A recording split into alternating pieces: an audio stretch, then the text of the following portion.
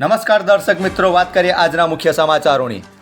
આજ રોજ મહોરમના 10મા ચાંદમાં ઠેર ઠેર શરબત, કોલ્ડ ડ્રિંક્સ, નિયાઝ ખવડાવવા અને પીવડાવવામાં આવી હતી। તેમજ હુડા, રીફાઈ, મસ્તાનપુરા, હુસેની ચોકના તાજિયાના વિસર્જન કરવામાં આવ્યા હતા। પાદરા પોલીસની સરાહનીય કામગીરી બદલ પૂરતો ચાપતો બંદોબસ્ત પાદરાના પીઆઈ શ્રી વિજય ચારણ સાહેબે કર્યો હતો, તેથી શાંતિપૂર્ણ મહોરમનો તહેવાર ઉજવાયો હતો।